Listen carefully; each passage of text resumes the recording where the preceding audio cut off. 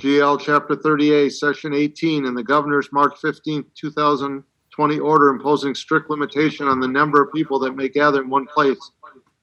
This meeting of the Great Barrington Select Board will be conducted via remote participation to the greatest extent possible.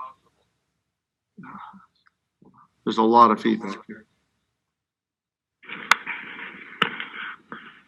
If everyone would just mute themselves, that may help.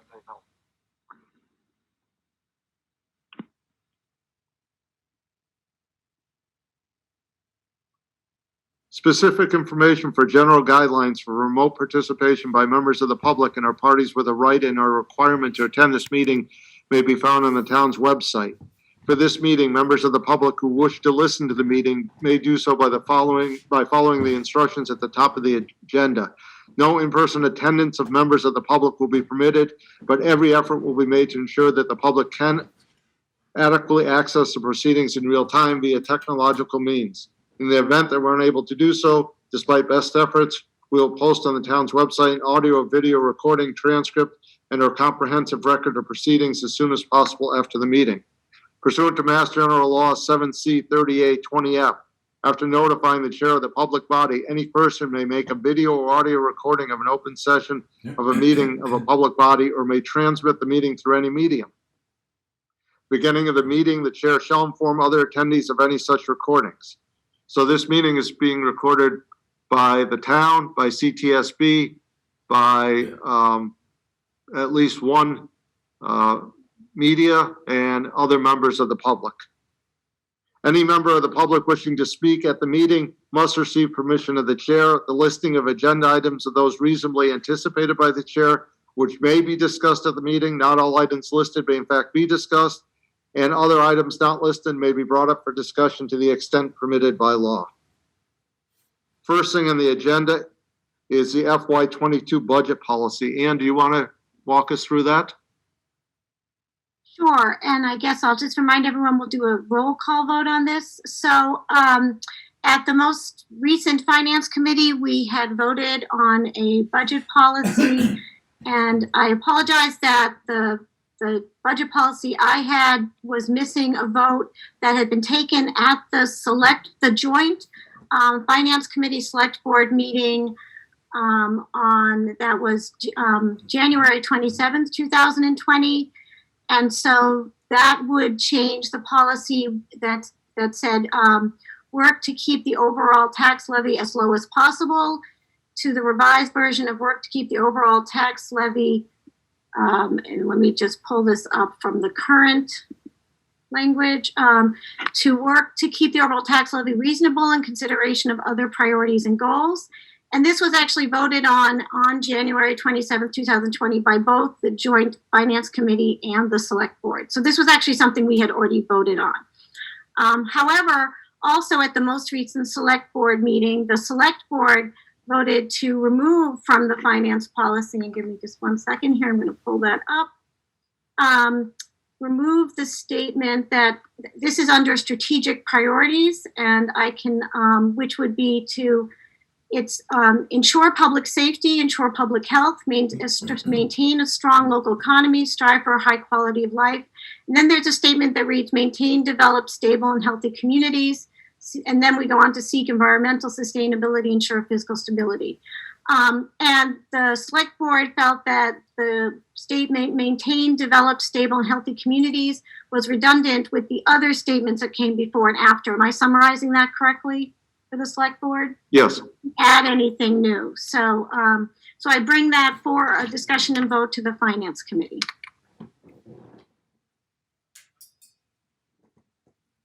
And do I hear any discussion in terms of removing that statement from the budget policy for fiscal year 2022?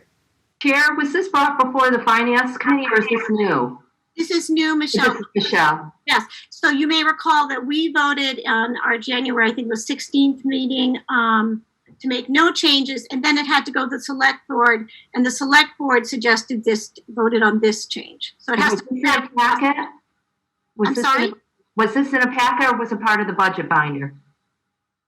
It was part of the budget binder, but it wasn't noted in the budget binder. All right. I would like to I have a problem with this because it seems like there are a lot of changes made since we met on the finance committee, and I haven't had a chance to review the changes. We only made one change. But it's kind of wordy. What Ann was just presenting was fairly wordy. And so unless you want to go through it one more time, Ann, and perhaps you could share it on the screen. Absolutely, I can certainly share it on a screen. Absolutely. I have that right here. So, and this was, what is it, reasonable? Yeah. So it's this one here so this was, again, this we had voted on in January of last year, but it's actually, this was the change that the select board asked to make. All right, was that change, you're confusing me, Ann, so I'm sorry to keep asking. No. You keep referencing select board changes. When were these made, at their last meeting or previous to this? No, at the last meeting. Steve, what was the date of the last meeting? I have my screen, so I don't want to. Yeah, I don't have it in front of me. So, Michelle, what happened was you approved the policy at the finance committee. We were going to approve it at our next meeting, and we simply struck out the one line that says maintain, develop stable and healthy communities, because we thought it was redundant and quite honestly didn't make a lot of sense.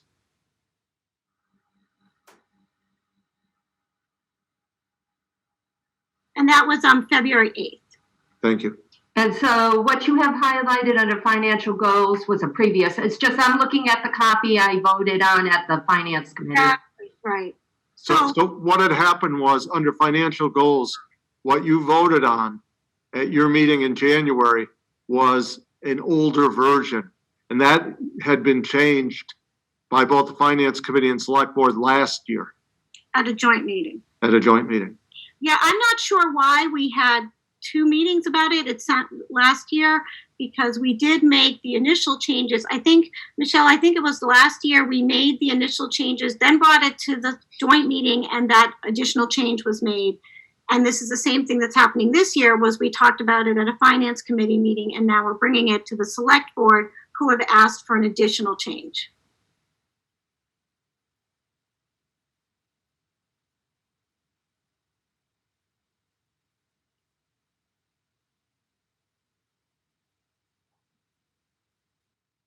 This is the one change here. I'm just uncomfortable because when we met, the finance committee met, we voted on a different version.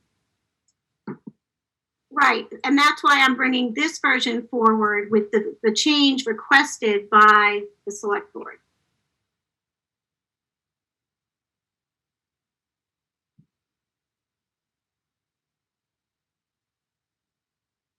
So I don't know how, again, this, by the way, this was something that the select board brought up, and the finance committee might feel differently about this change. I mean, when I was at the select board meeting, I do understand that in some ways, because it sort of talks about maintain a strong local economy, strive for a high quality of life, seek sustainability, it does get at the maintain the stable and healthy communities. I mean, it's a lot of the same sort of language. I'm more concerned about under the financial goals. Like I said, we receive a packet, I reviewed it, and a lot happens over a year, a lot of things change. So I'm an advocate for trying to keep our taxes down. So I think there's a lot of ambiguity with that last line now. So I just wish we had more involved discussion at the finance committee level on the correct policy. Michelle, we did have a lot of discussion on that last year when we voted. I understand that, Ed. What I'm saying is a lot occurred over the last year due to COVID and the pandemic. So my perspective has changed. And I think I can state that. So Ann, your choice, since I want to move this along, is to have the finance committee vote on this, or you can choose not to, and the budget policy will be adopted by the select board and at a future time by the finance committee. Yeah, I guess I'm wondering how the other members of the finance committee, would folks prefer to sort of put this off for a later discussion or to vote on it this time? I'm going to make a motion that we accept the changes that the select board made and move forward.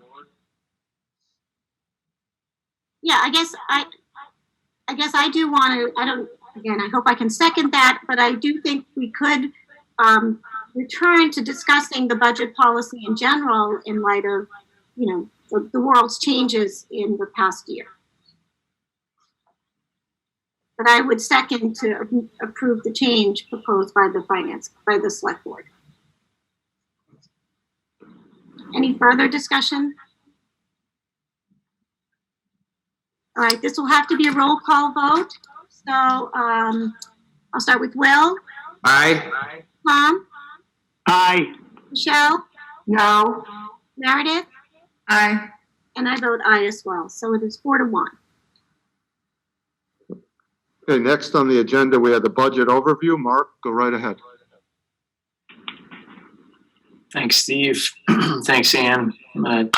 Just bear with me here while I get my presentation up on the screen. And I should mention that as I'm doing this, that it's really nice to see some new faces, some new names in the participant list for tonight.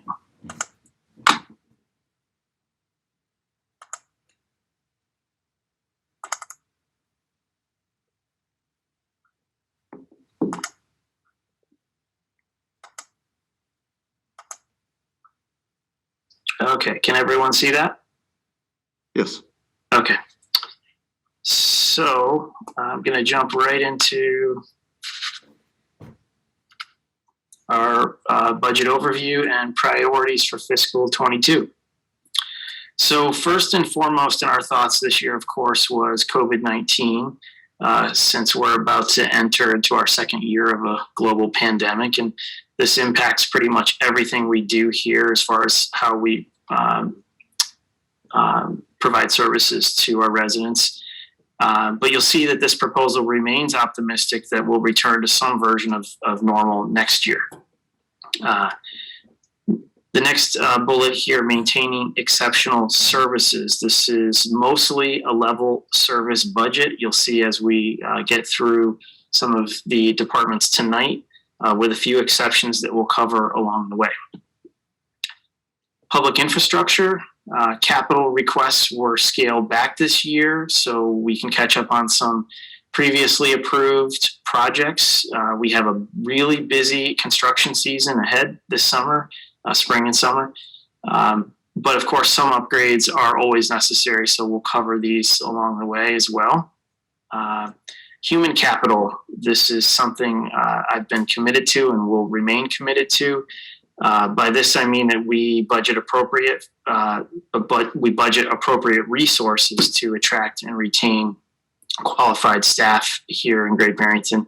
And this is especially important this year, I believe, because we had some key department heads retire or resign, including our police chief, our highway superintendent, our wastewater treatment plant assistant superintendent, our assessor, and our longtime select board admin assistant, Helen, retired as well. And then finally, investing in our stabilization accounts. This will come up again when we cover special articles. And this budget not only proposes to invest $100,000 in capital stabilization for the coming year, but another $100,000 to make up for our investment that we skipped last year. We're also proposing to invest $200,000 in our regular stabilization account. And this is something that we have only been able to do once over the past 2 decades. Next slide is just an at-a-glance look at our revenues and our estimates for revenues in fiscal 22. And you'll see a 7.3% increase is expected. Expenditures. We have just another at-a-glance look here for everyone to see. And this, of course, sorry, I'm ahead of myself here. This, of course, is, where am I? Let's see. Just at a glance, look at our revenues and estimates for the coming year, our proposed expenditures at a glance for the coming year. And I will, by the way, post this PowerPoint on our website tomorrow. I just wanted to make sure that it was fresh content tonight. And then our town operating budget for coming fiscal year. This is also some historical data, just so you can see how it's evolved over the past 5 years. And while the town budget is expected or proposed, at least at this point, to increase by 5.6% this year, the tax levy is only proposed to increase by 1.5%. And this is the lowest increase that we have proposed at this point in the budget, at least in the last 7 years. Slide 6, our proposed fiscal 22 appropriations. Again, just a summary of our budget for the coming year, town operations, and capital. So here's some historical data on our capital spending over time. Again, the last 5 years. And, I'll talk more about capital in just a minute, but scaled back version again this year. So some of our capital highlights for the coming year. Under buildings and grounds, we would like to continue our cleanup efforts at the Reed Cleaner property on Main Street, some various parks improvements, and what you'll see tomorrow night is a proposal to purchase and construct a municipal parking lot for longer term parking. And this is a lot that already abuts our current Castle Street parking lot. Some street improvements in engineering, just ongoing repairs, and then engineering funding so that we can continue to plan for and design future projects. Vehicles and equipment, you'll see we have one police cruiser on the schedule for replacement this year, some portable radios and laptops. As far as DPW equipment goes, we have a backhoe and loader, a sidewalk plow and sander, and a truck lift. And then one new item this year that we are proposing is to purchase and install a ticket kiosk at our transfer station, which would allow our residents to purchase disposal tickets right at the transfer station rather than having to come to town hall first on a weekday when I believe most of our residents are using the transfer station on Saturdays or Sundays. And then, of course, wastewater, some sewer management and maintenance planning, and some sewer manhole rehabilitation. Moving into our special articles, again, some of what you would expect and a few new ones. Our community impact funding, this is year 2 of this program, and this is funding that is generated from our local cannabis sales. Next item here, emergency medical services, $40,000, also year 2 of subsidizing our local EMS services. And this ask will increase significantly. We did receive a request from Southern Berkshire Ambulance in the amount of $112,000, but we received it after we finalized the budget. So we'll have to cover that one at a later meeting.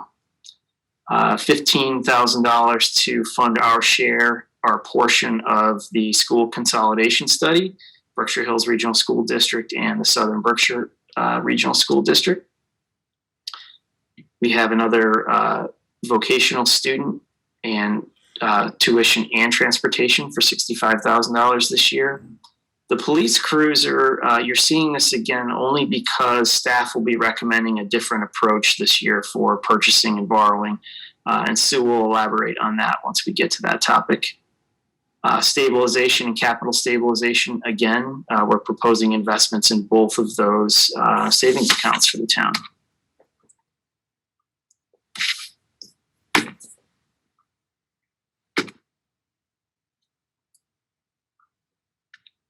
Not sure what happened there. Mark, I had a question. Sure. Go ahead, Bill. The Cannabis Impact funding, that seems low. It is. 350,000? It is significantly lower than the revenue that we generated. But we decided when we were developing this budget this year that we would propose a smaller amount and spread out that revenue generated over the course of several years to keep the program going longer, Okay.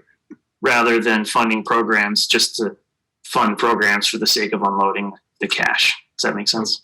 That makes sense. Yes, thank you. And before I conclude, sorry, my last slide seems to be missing a photo in the middle here, but I did want to recognize our staff and just mention that this process, for them anyway, starts as early as November and December, and we spend hundreds of hours calculating payrolls, collecting estimates, meeting to review departmental requests, which, by the way, resulted in $220,000 in early draft reductions this year, and then finalizing the budget books and slides for tonight. So I just wanted to thank all of our department heads for their thoughtful proposals this year, all their time and effort. I also wanted to thank Chris Remble, who's on the call tonight, who, in addition to his own budgets, manages our capital improvement plan, and Sue Carmel, of course, who does the real heavy lifting with our budget to get us to this point. And lastly, before we move on, I also wanted to thank our Select Board and Finance Committee members who volunteer their time reviewing our proposals and participating in these meetings. So, thank you. There it is.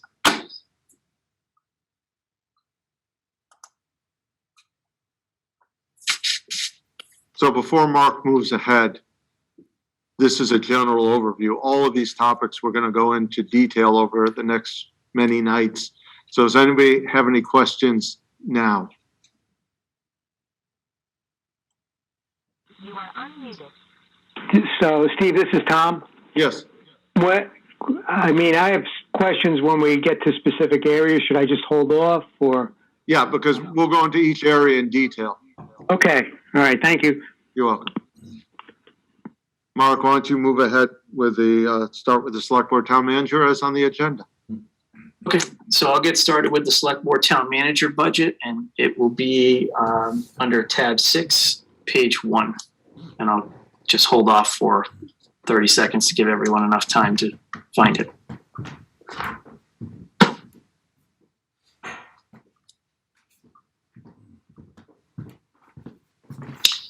All right, so getting started, I should ask, would you like me to go through line by line, section by section? How would you like to proceed? I think what we normally do is the highlights of each section. Okay. The major changes. Okay, so highlights in the upper section of the Town Manager and Select Board budget for the coming year. The Select Board salaries, we did discuss this last year. We discussed a stepped-in approach to increasing those salaries over 2 years. This would be year 2. And the proposal that we're presenting is an increase to $23,500 total. And that would be $4,700 per member, which would fully cover the employee premium for a family HMO plan. So with a family HMO plan that costs the town $23,484 a year, of which $391.40 per month is the employee share, or the Select Board share in this case. This would allow Select Board members to benefit from our health insurance without having to contribute in addition to their service to the town. It also keeps Select Board members under the $5,000 threshold for having to enroll in our retirement system. So before I move on, any questions there? Nothing significant in the rest of the lines for salaries. You'll see, and I should just say this right up front, I think Sue's also planning to cover this, but I just want to mention that what looks like an increase of 4% in some of the salary or all of the salary lines for this year is actually only a 2% increase.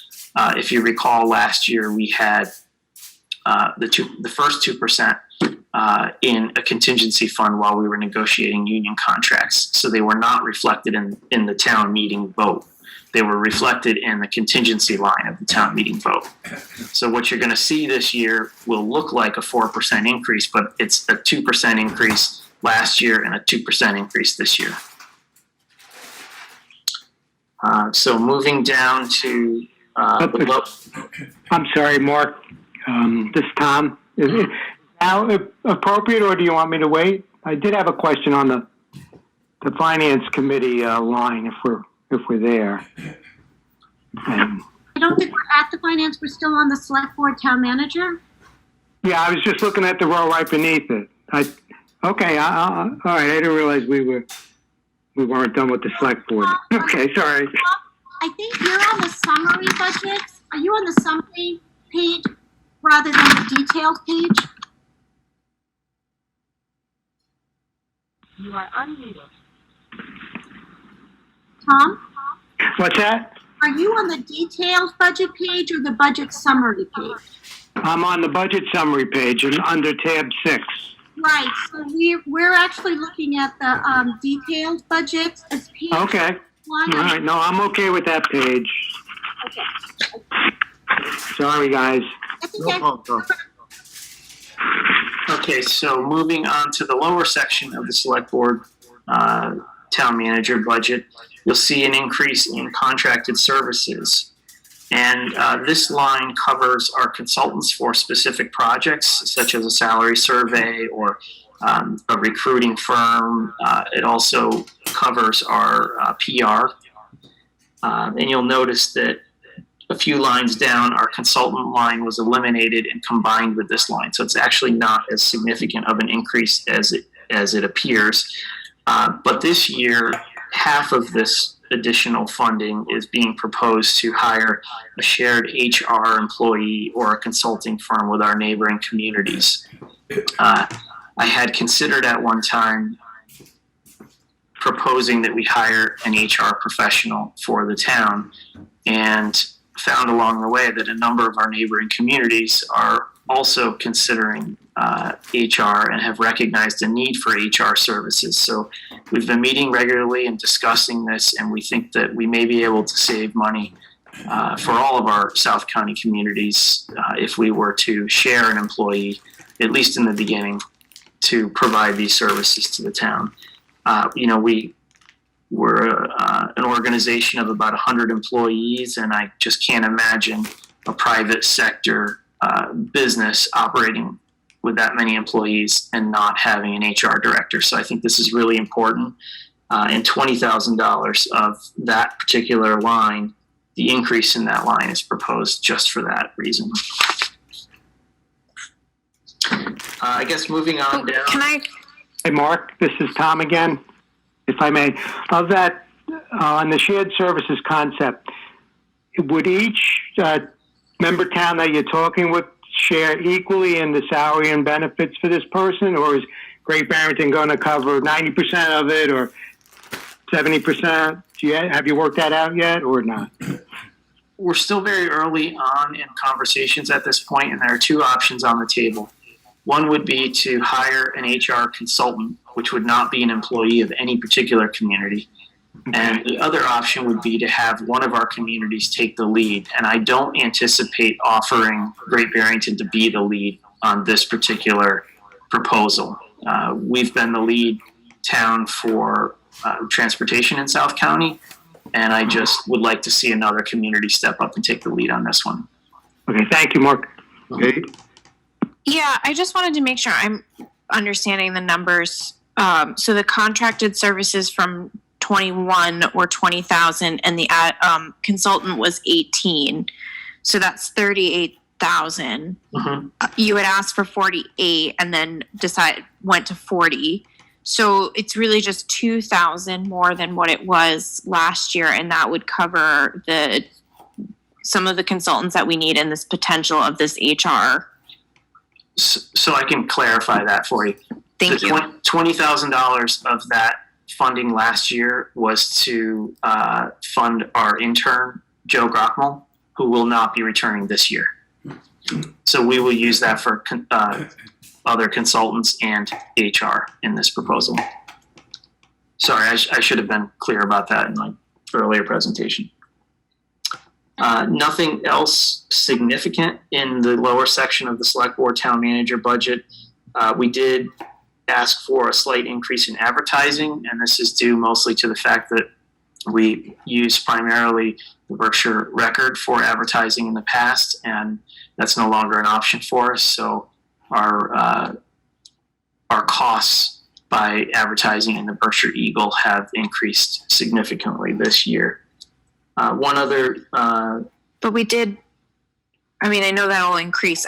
Will that be reflected or offset in the increased fees that we're charging now for permits? correct. We're expecting more revenue from that as well. Okay. And one other thing to mention here in this particular budget before we move on is the office supplies and copy paper. You'll see that copy paper has been pulled out this year and separated only because in the past it was combined with our office supplies, and we do all the purchasing for paper for the entire building. So we just want to make sure that copy paper is able to be tracked, and we can keep it separate from our budget so that if we go over on copy paper, we're aware of it at the time and it doesn't just absorb what we need for office supplies in this department. So, and Mark, this is Ann. Just a question about the HR person. So if it stays as a consultant, then it would stay in this contracted services. If it becomes a new line that we sort of shared line, would you be coming back to the committees to talk about what that would look like? Yes. So when we drafted this proposal, the conversation with our neighboring communities was headed in a direction of hiring a consultant. We've been doing a lot of research trying to find a company in Massachusetts that provides HR services, specifically for municipalities, and we have been unable to really find anyone to do that. So I suspect that we'll be transitioning back to an employee concept. And at that point, once I have a little more information, you're right, that funding would have to shift up to salaries and out of consultants.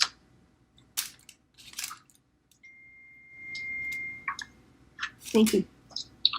Any other questions on the Select Board Town Manager budget before we move on?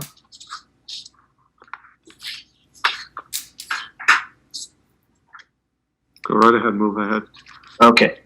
Next page, same tab, page 2, Finance Committee. Yeah, and I just got a text that folks are having difficulty hearing me. Is this any better?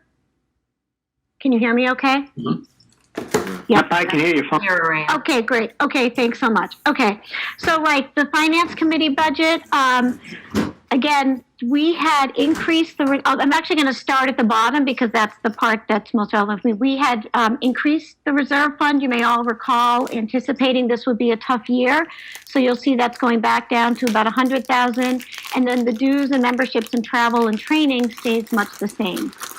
The top line, you'll recall, we had the contingency for salaries of 128,000, and Mark has requested to have 60,000 in the contingencies for this year. And Mark, do you want to talk about the rationale for that?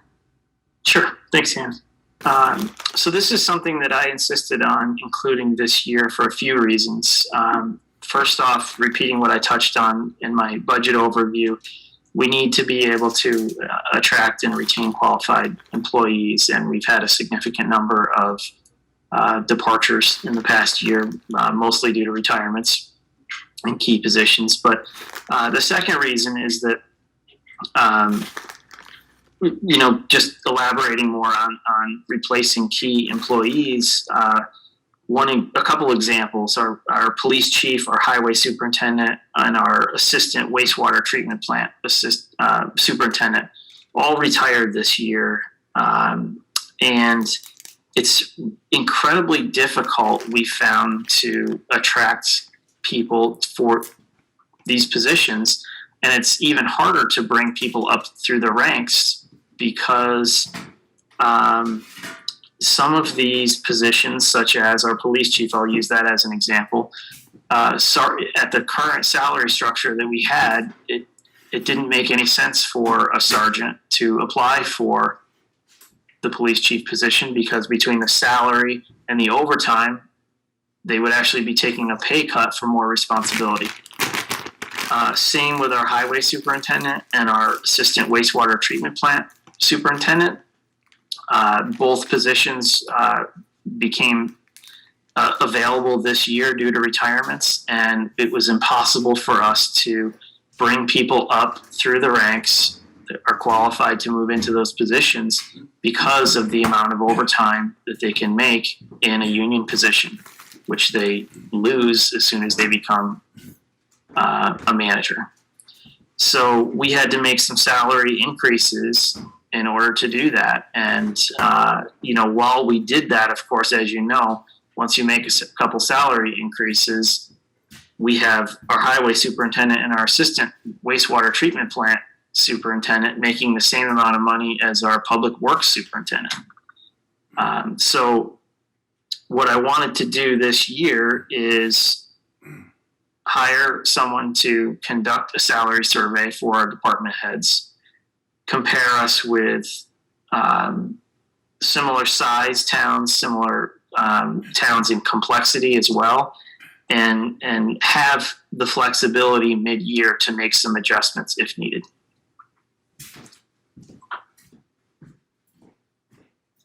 Rather than waiting a year and a half and coming back to you. So that's my justification.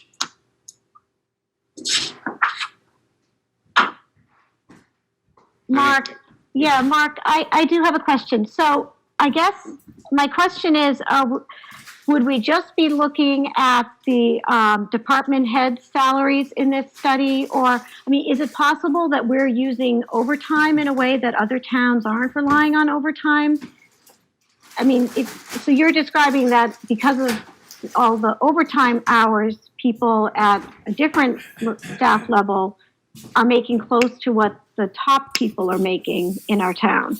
And I guess I'd just be worried that if we're just looking at the top, we're not looking at what's going on and why we're seeing this trend. Well, for example, and I see where you're going. For example, the highway department. We can't control how much snow and ice we have. So someone with a CDL license, a driver, with the amount of overtime they can make, their base salary plus overtime pushes them up into management level salaries. And I just think it's been an issue for us for a while, and it's become a real issue, particularly this year. And I realize the salary adjustments are rarely received well. I get it. But I do think it's important to take a look at this and see if our salaries are out of line. And if so, make some adjustments mid-year.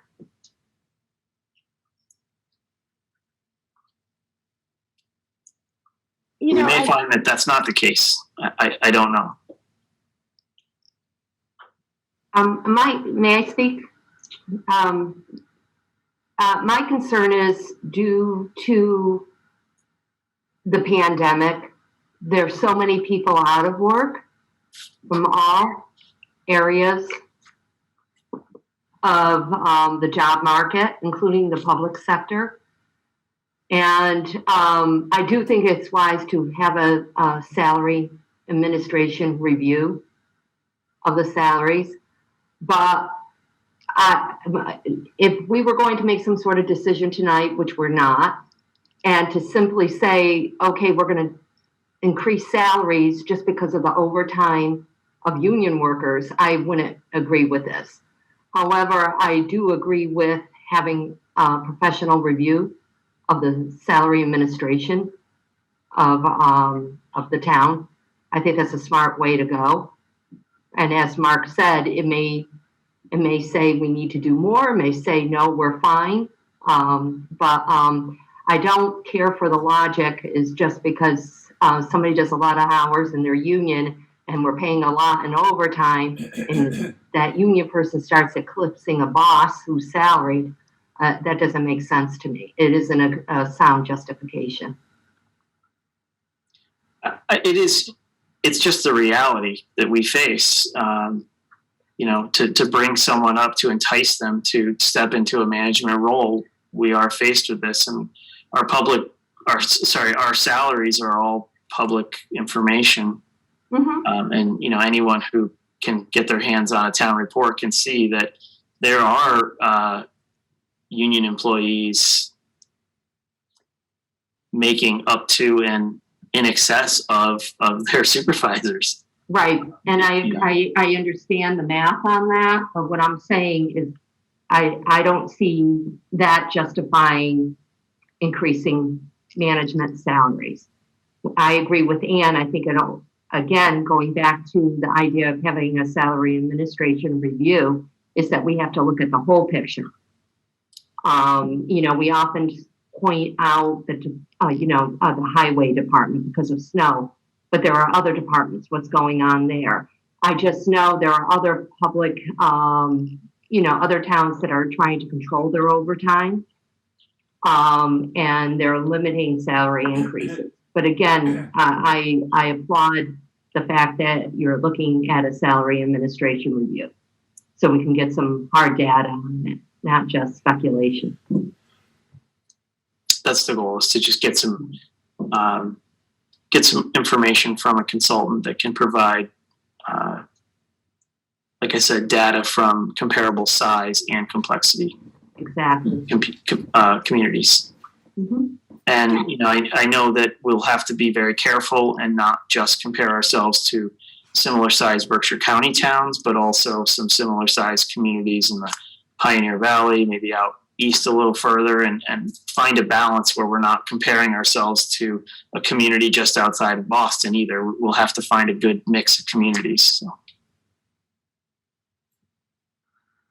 And Mark, these studies, you know of people who do these studies, or there's already protocols out there for what data to collect and what to look for, or how does it get done?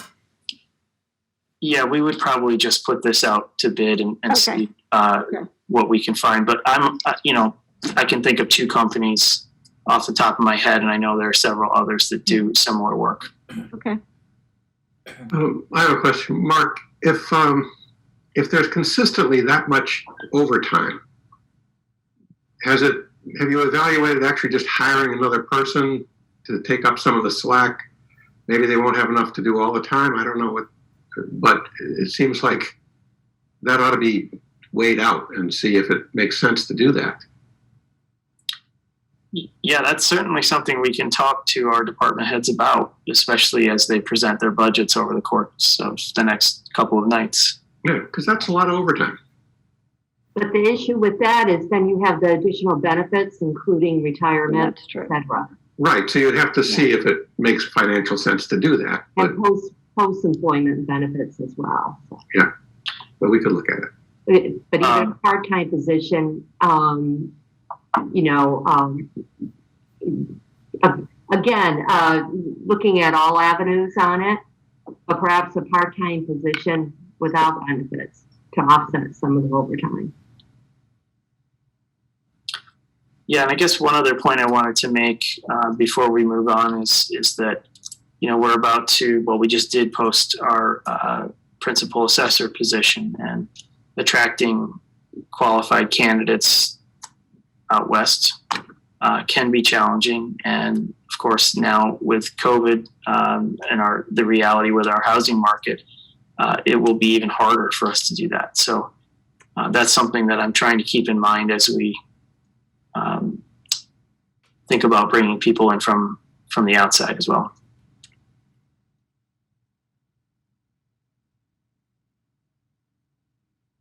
Any other questions on Finance Committee Reserve Fund? Go right ahead, Mark.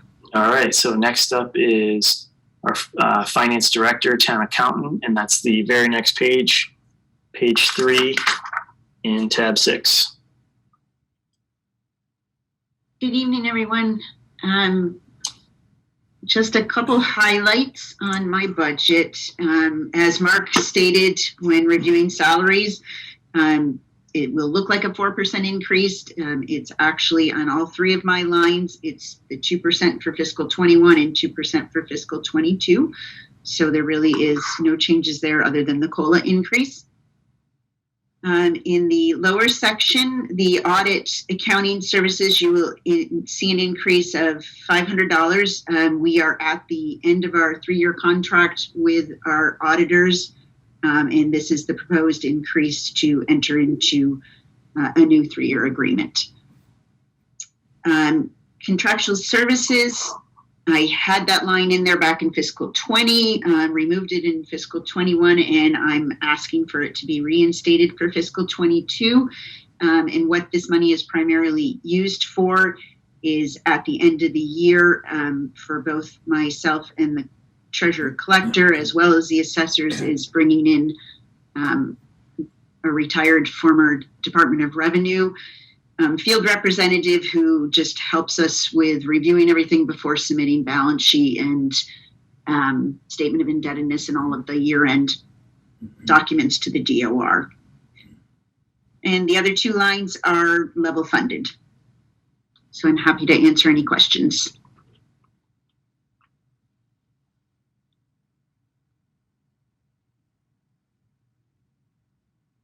I see none. No, I'm all set.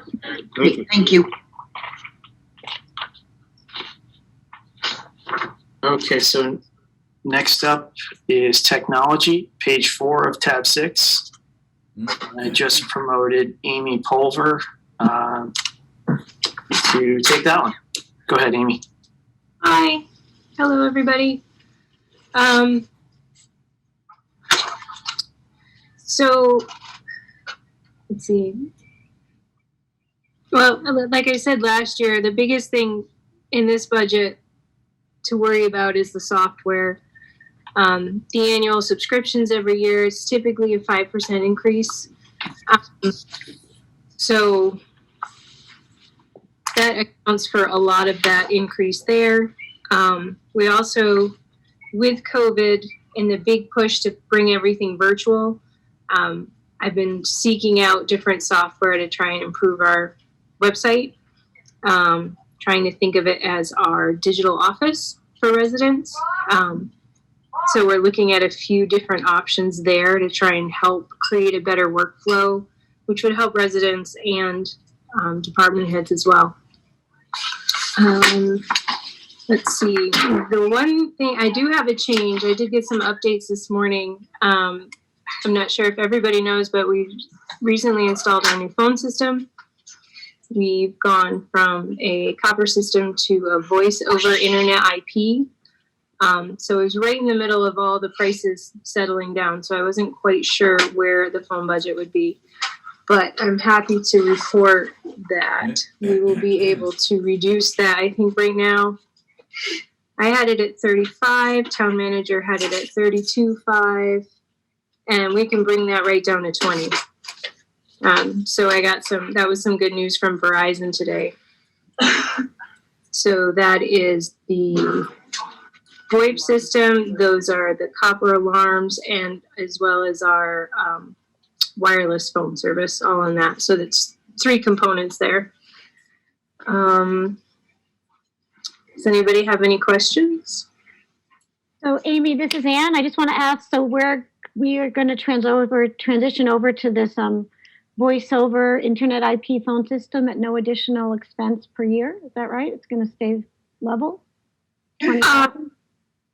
It's hard to compare because the billing system for a VoIP phone system is much different than a traditional office setting. So in a VoIP system, you're charged for how many voicemail box you have.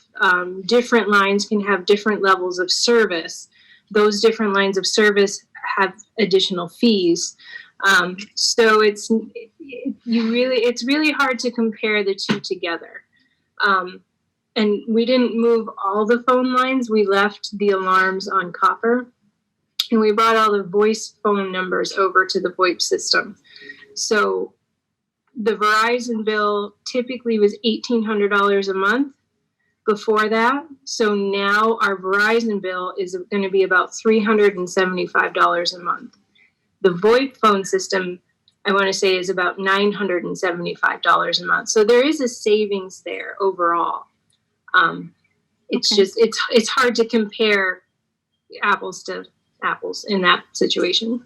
No, I think that's great that we can do this upgrade and actually possibly, as you said, have a slight savings, which is Yeah. great. Yeah, absolutely. Amy, can I ask about the repairs and maintenance? I feel like, I mean, you've just done a ton of upgrades, so I guess I'm just curious about that number. So that is, a lot of that is, well, recently it's printers, some of the printers that we've had, fortunately, we've had for 10, 12 years. They've been great, but they're just starting to go. So that's where a lot of that comes from. Random cords that we need, different peripherals. If somebody needs external hard drives, or say we put a phone system in and we needed a PoE switch down at the library, that kind of stuff. Or we needed to upgrade the Wi-Fi at the library, we use that. When we upgraded the Wi-Fi at Town Hall because we were having so many Zoom issues, that's where that money came from. So it's really just, it's some of the stuff we can plan for, but a lot of that is just something broke, we need to fix it.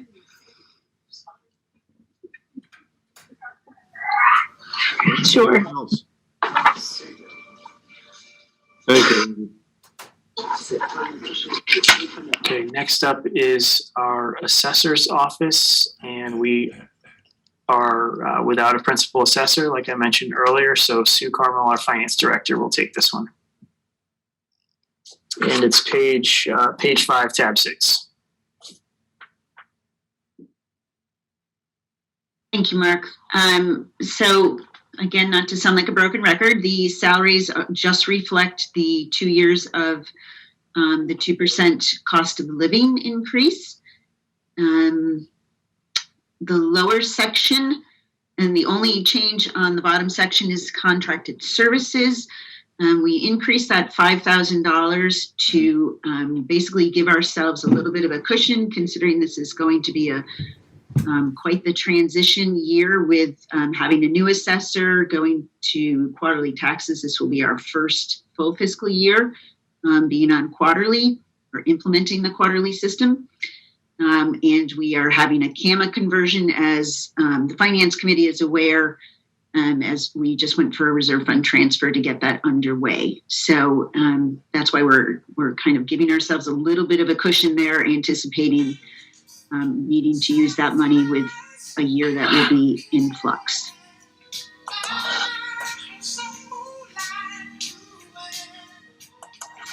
Questions?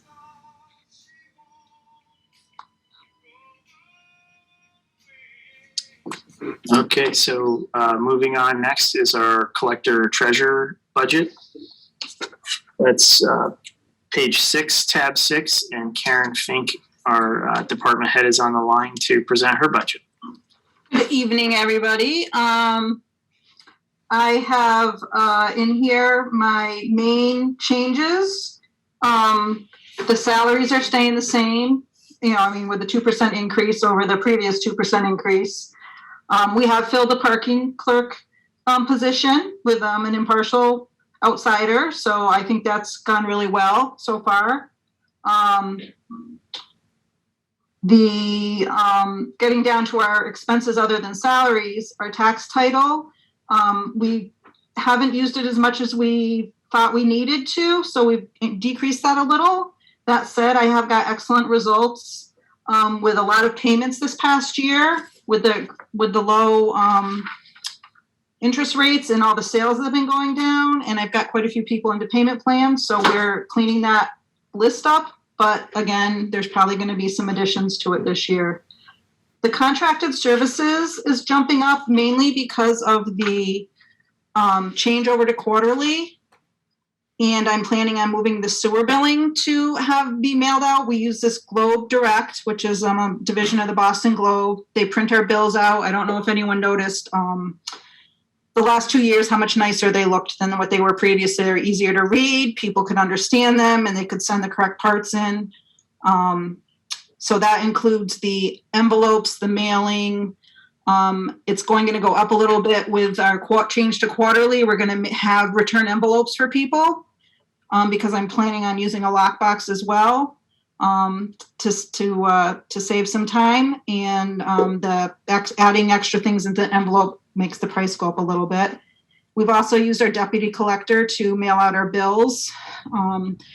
By using these other services, it really has freed us up to be able to post payments and interact with people and really work on projects in the office when we're not printing out bills and stuffing envelopes. It saves us a lot of time.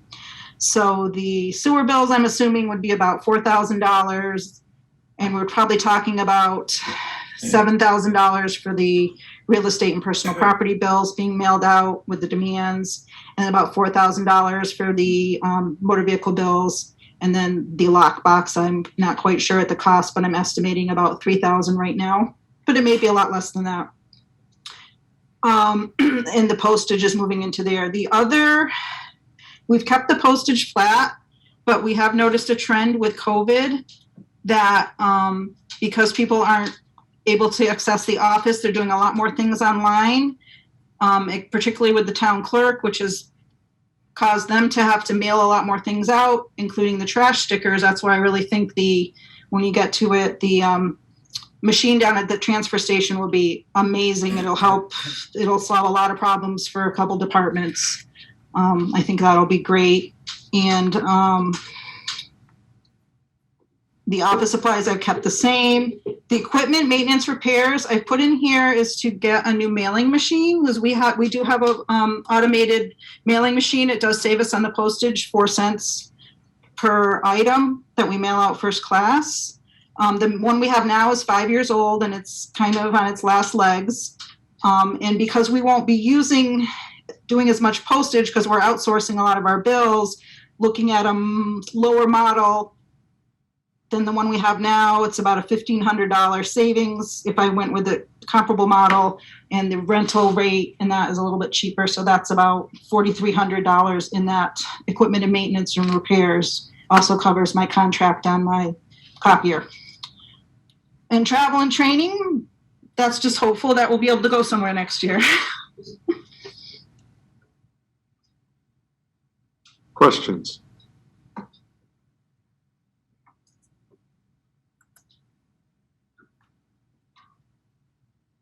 Thank you, Karen. You're welcome very much. Thank you, guys. Okay, next up is our town clerk budget, page 7, tab 6, and Jen Messina is on the line to cover this budget. Good evening, everyone. I will start with the top portion. So I have had a few decreases. The first one would be the election workers from 8,000 to 2,500. There's a lot less elections in fiscal 22. Then the current fiscal year, there's 3, and I'm going only to 1 next year. So there's a decrease in the election workers. The assistant town clerk, the reason for the big jump is because in fiscal 21, she went from part-time to full-time, but it was only for part of the year. So the fiscal 22 reflects the full-time for the whole fiscal year. So that's the reason for that jump. Pretty much the majority of the items down below stay the same, except the elections. That goes from 12,000 to 3,300. Same thing because I have fewer elections. And the other supplies went up just a little bit, just because I didn't completely budget for a few small items in fiscal 21, with it being my new year. So I had to increase that a little bit. But pretty much everything else stayed the same. Any questions? It's not really a question. I guess it's a statement. With the assistant town clerk, I just, we talk about investing in human capital and looking and seeing that somebody who's working full time is making less than $40,000 a year at town hall. Doesn't feel like we're really making that investment. I know that we're really trying to keep things tight, and I totally understand that, but I don't know. I just think that if we're going to be an employer that people want to work for and set an example, maybe we can figure out a way to do that all around the board. Anyone else? That's all. Thanks, Kate. Thank you, Jen. Thank you. Okay, so next up is our building inspectors department, page 16, tab 6. And Edwin May, our building commissioner, has been promoted to present this budget.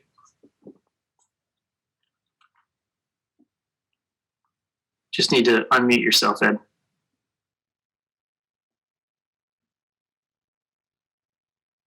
Hi, building inspector. We look like we're going to be level funded right across the board, with one exception. A little boost to Carolyn, the office clerk. Other than that, we're level funded.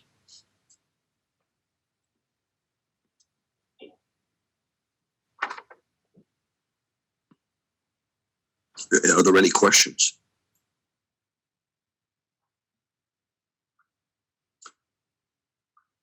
Can you hear me? Yes, we Oh, can. yes, sorry. Thank you. I'm looking at a lot of stone faces. Yeah, sorry. You were mesmerizing it. I guess, Ed, I'm sorry, this is Anne. I guess I was just reflecting on Kate's comment earlier about the salary of the assistant clerk in the, earlier in the town clerk's office, and then our earlier discussion about looking at administrative salaries. And I guess I just want to say, I'm just wondering about looking at the salary structures in general, not just at the top, but also those who are on the lower end of the salary scale, and how it's all fitting together. Because I was thinking there's no overtime in these budgets, so we don't see the same issue. So I just wanted to make that comment. Otherwise, it looks good. Thank you. Anyone else?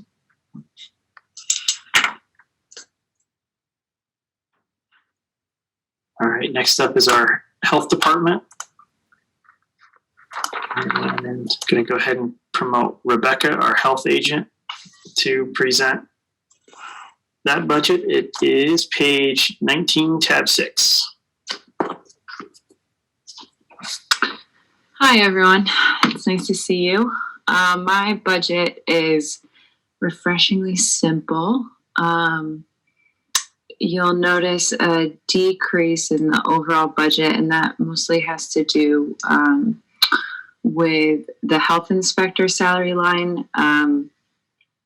Unfortunately, last year, as you know, our previous health inspector passed away, and he was working for the town for about 12 years. So our new inspector is coming in a little bit under what Block left off making.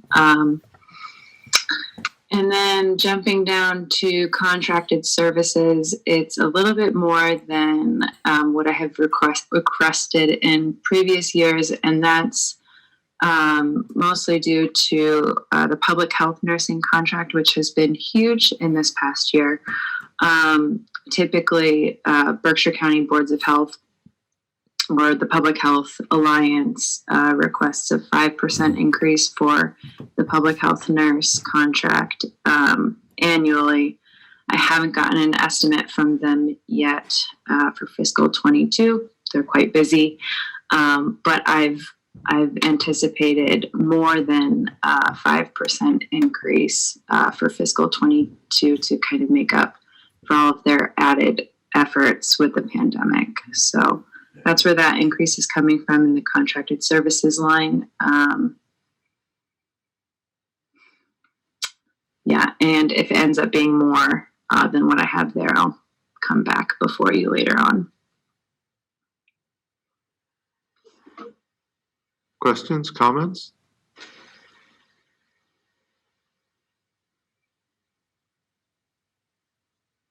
Thanks, Rebecca. Okay, next up is debt service, page 27, tab 6, and Sue Carmel, our finance director, will cover this one. So you will never hear those words that this is refreshingly simple. I wish I get to say that. So the debt budget, as you see, is almost a 15% increase.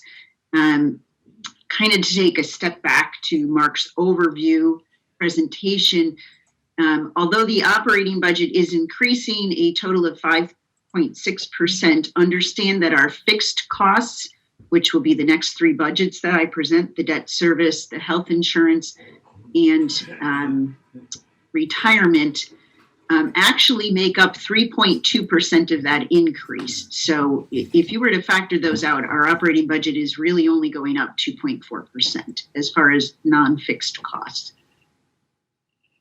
So to speak on the increases in the debt budget for fiscal 22, the long-term interest and principal is a total increase of approximately $450,000.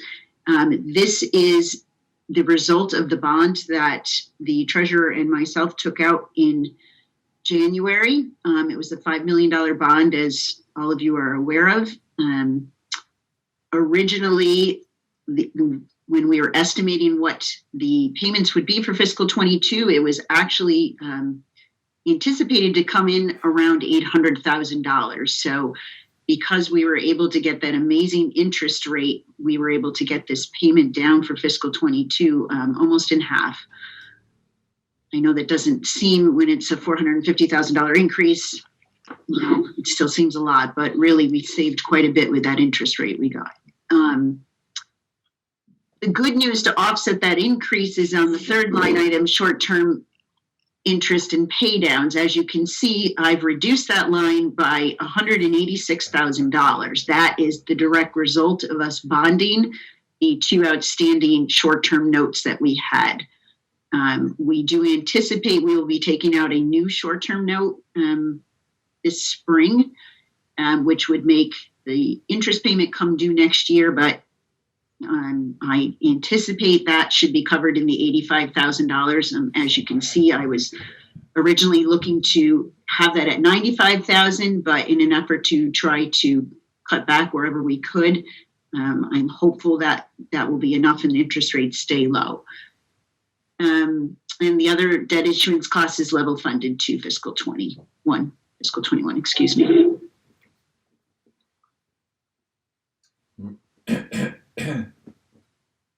And Sue, this is Anne. So my question is, and this debt service, this is mostly the capital expenditures that were borrowed to fund. Is that correct? That is correct. It's for any past capital projects and expenditures that we have authorized at town meeting, and this is now paying for those projects. If you look at tab 4 in your budget books, you know, you don't have to do that now, but if you'd like to review that for our final meeting on March 2nd, it lists all of the outstanding bonds that we currently have and when they come due. So that's kind of an important tab to take a look at that ties right to this.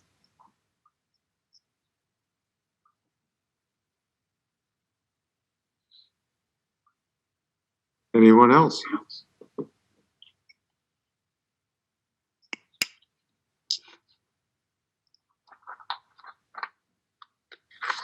Okay, moving on to retirement, page 28, tab 6. Retirement, again, is a fixed cost, as you know. The increase is approximately 6.7%. That is in line where the past 3 years have been an average of a 7% increase.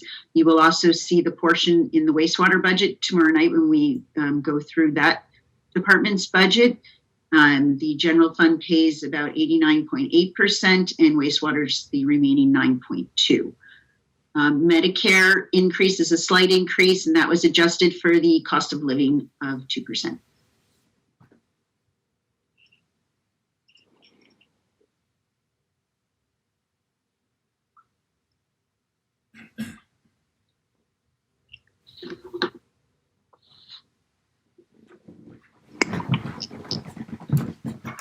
Any questions or comments on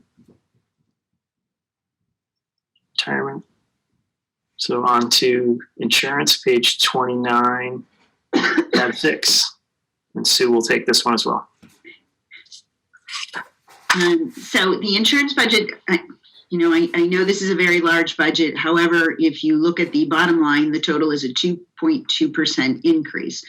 I'm very pleased to say when we first started building this budget, we were anticipating the health insurance to be approximately a 3% increase. During the time of working through the budget, it was determined that they will be level funding it again for fiscal 22. So that's great news. We have a slight increase in there, as we do every year. We have to build in a contingency for new employees and basing it off of family plans for the new employees. So that is what that increase is. I did jump around a little bit, but that was the biggest. The other lines, the other insurances, I have a spreadsheet that I am not sharing though, but the other ones I just put the workers' comp, insurance deductibles, general insurance, public safety, all of those I put in line with where the expenditures have been, and it was recommended by the insurance agent that we build in at minimum a 5% increase. They actually anticipated a 6 to 8% to build in. They don't have the rates set yet, but I was still able to come in under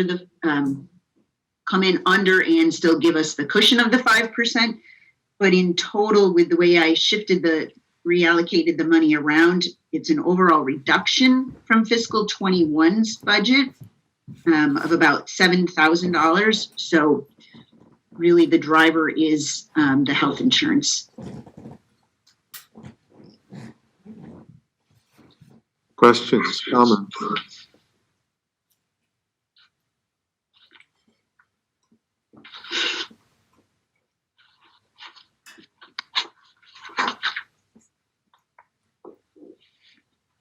Anyone? Seeing no one. I think it's been a good night, a good start to the budget process. It's we have a lot more to go, but I think we're doing well. Citizen speak time.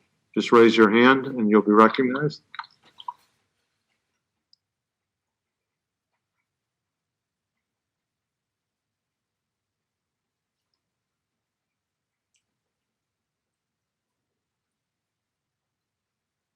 There were 42 total people who attended tonight, including panelists at the height. Media time.